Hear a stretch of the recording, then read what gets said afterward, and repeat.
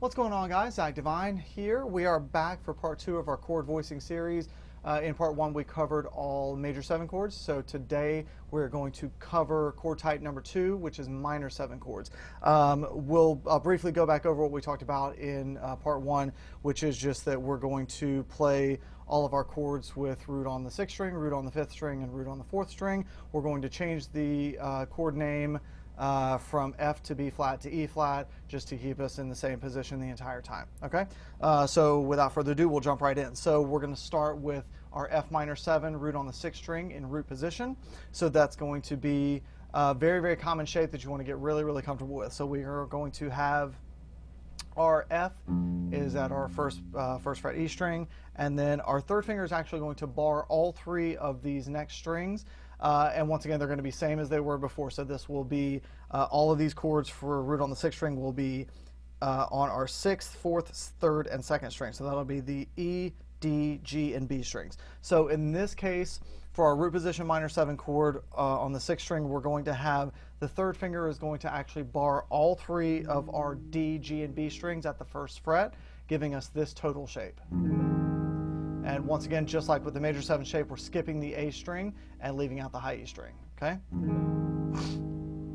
And then we're going to move, and once again, F minor 7 is going to be F, A flat, C, E flat. And actually, we'll take a minute to talk about that just briefly.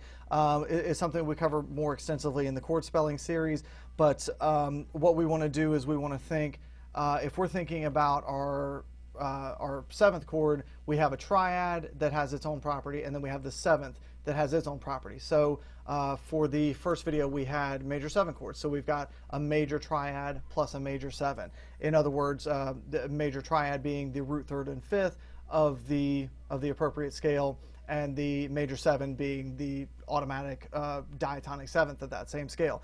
Whereas when we have a minor 7 chord, in this instance, we are playing the root, the flat 3rd and the 5th of the scale. So in other words, if we had C major 7 and we're trying to make it a C minor 7, we would turn the 3rd of the triad, which would be an E, C, E, G.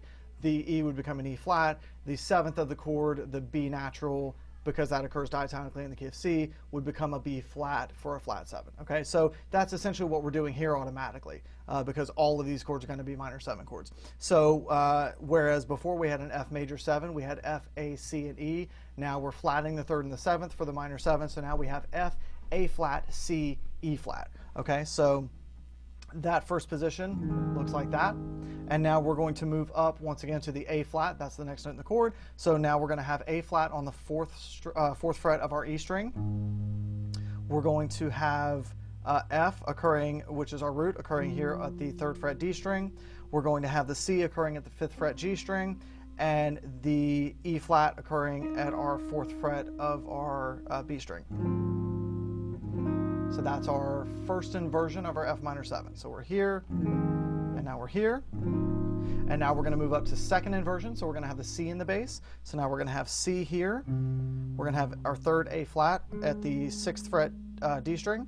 We're going to have E flat at the 8th fret G string. And we're going to bar with our 1st finger so that we catch the F at our 6th fret B string. And that's our shape there.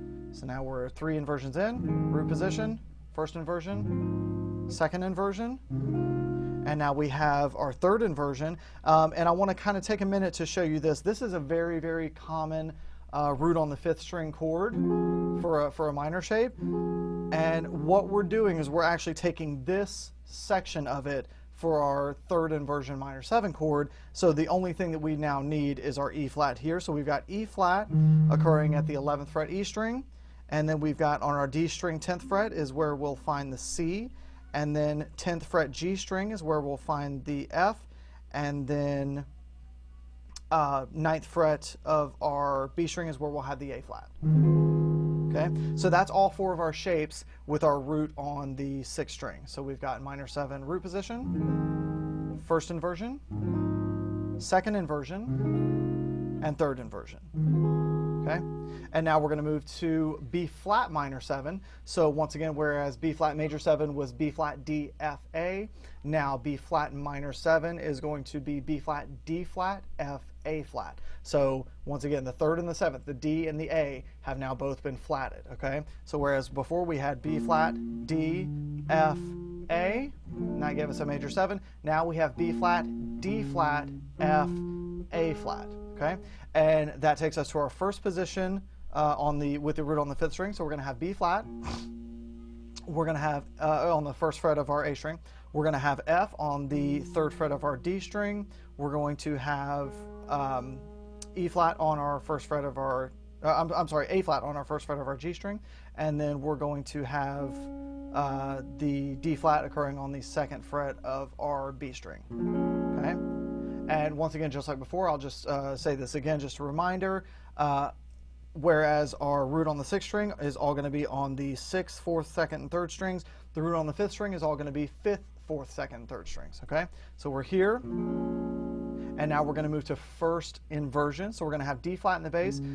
This next shape is pretty tricky, even for me. I use it not a whole lot because it's kind of tricky to get to. But once again, it sounds really, really good. So try and wrap your fingers around it. Try and get used to it. Try and get comfortable with it, because once you're really, really good at executing a difficult shape like this, 9 times out of 10 they can render a really, really cool sound.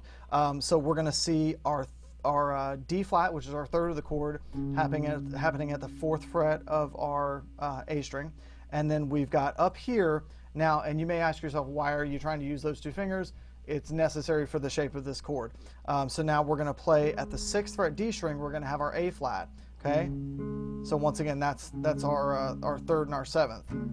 Okay, so if we were to play the root right there, we can hear the chord. All right, but now we're going to play our B flat right here at our 3rd fret G string, and then we're going to play our F at the 6th fret of our B string. So we have this shape.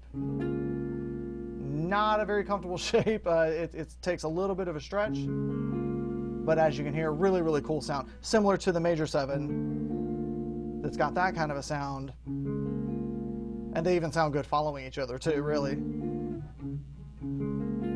As you can see, very tricky to get to. All right. So then we're going to move to our 2nd inversion. So now we're going to move up here to an F, and we're going to have F at the 8th fret of our A string. We're going to have B flat at the 8th fret of our D string. We're going to have a D flat at the 6th fret of our G string, and an A flat at the 9th fret of our B string. Okay.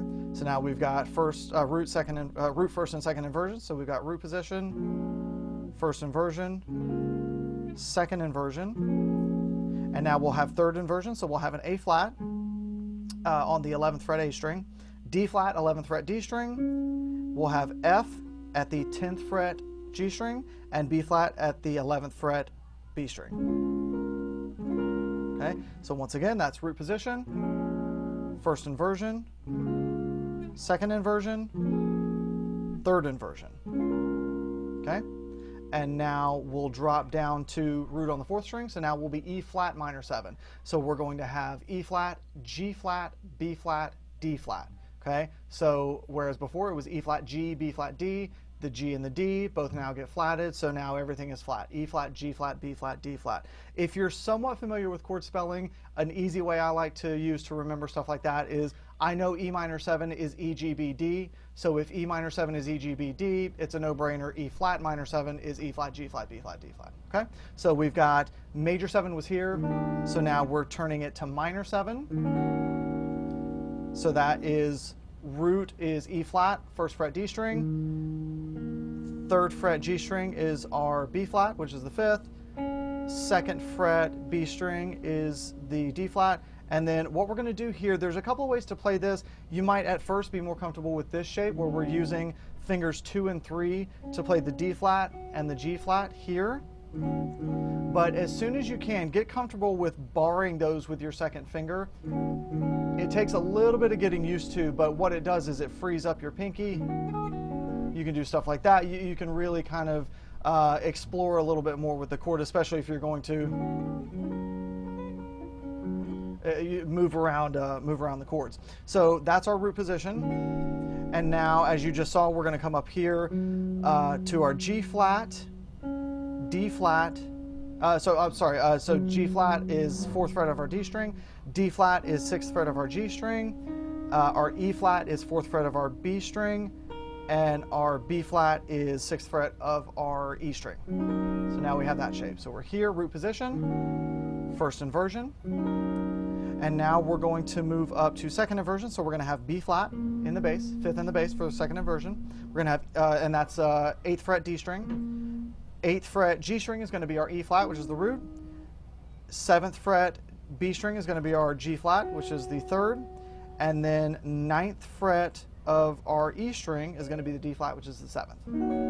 Okay, so now we've got root position, first inversion, second inversion, and now the third inversion of this chord is actually really easy. It's just all the same fret. So we are going to play, we're going to bar all the way across all 4 of our top strings, D, G, B, and E, on the 11th fret, and that's going to give us a D flat, G flat, B flat, and E flat. Okay, so that would be root, 3rd, 5th, 7th. Okay, so low to high, that's 7th, 3rd, 5th, root.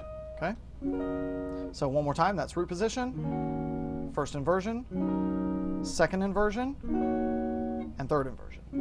Okay, so once more, as we did before, let's see if we can remember all these. So we've got root on the 6th string, root position, first inversion, second inversion, third inversion, and now we've got root on the 5th string, root position, first inversion, tricky, second inversion, and third inversion, and now we've got root on the 4th string, first inversion, root position, first inversion, second inversion, and third inversion.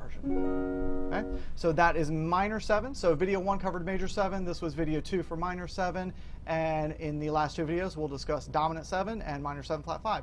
So please stay tuned for those videos. Give this one a like and subscribe to the channel for more content. Thanks, guys.